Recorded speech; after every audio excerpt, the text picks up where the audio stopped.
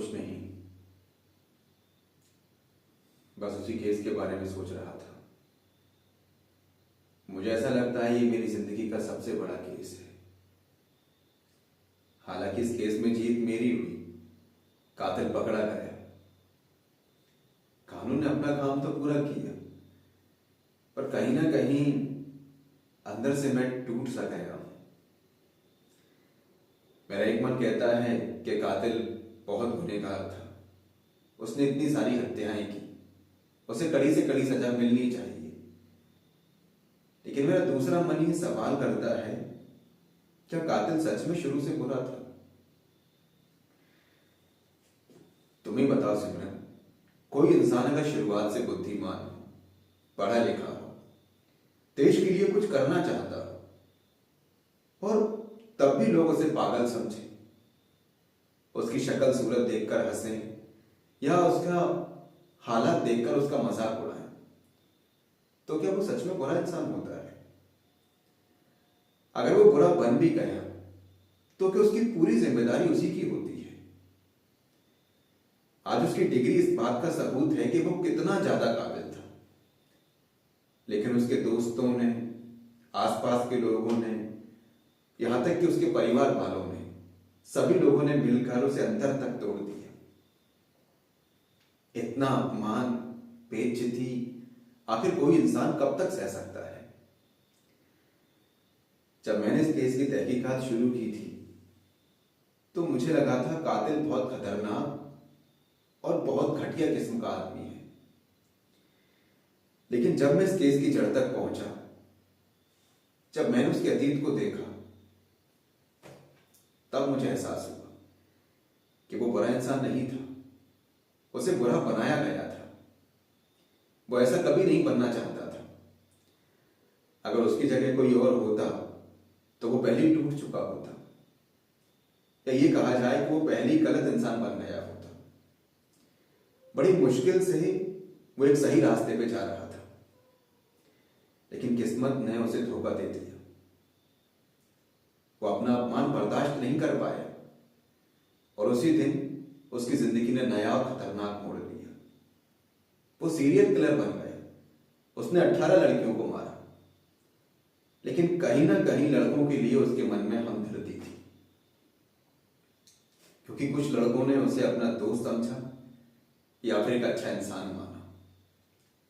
लेकिन इन सारी चीजों की वजह सिर्फ एक लड़की थी, प्रिया, जिससे वो सच्चा प्यार किया करता था।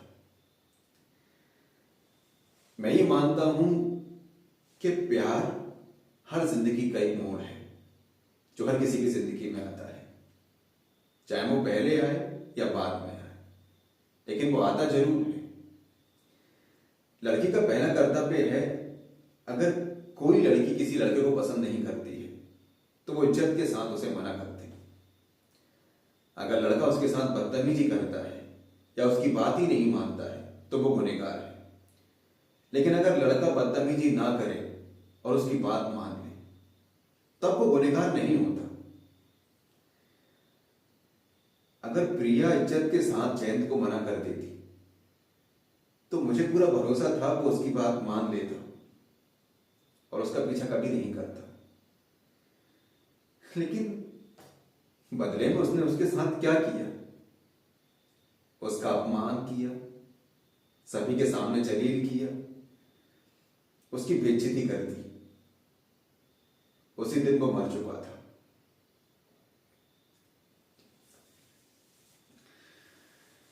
मैंने इस केस को खत्म तो कर दिया है,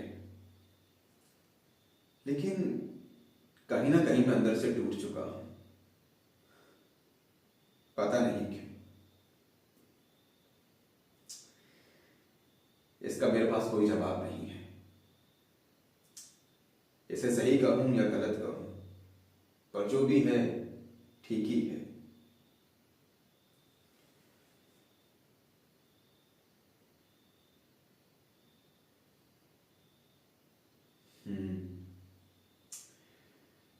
बात तो तुम सही कह रही हो।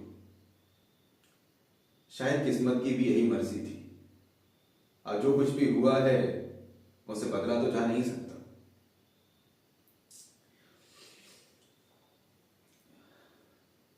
सिमरन, मैं बहुत दिनों से तुमसे कुछ कहना चाहता था, लेकिन इस केस के चलते कह नहीं पाया। मैं चाहता हूं कि हम दोनों को शादी कर लेना चाहिए।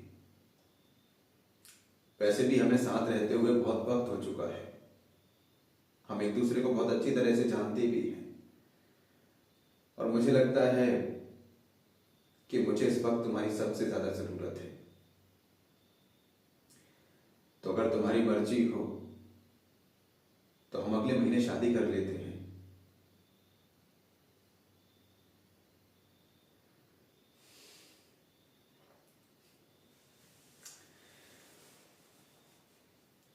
ठीक है, फिर मैं अपने घर वालों से बात करता हूँ।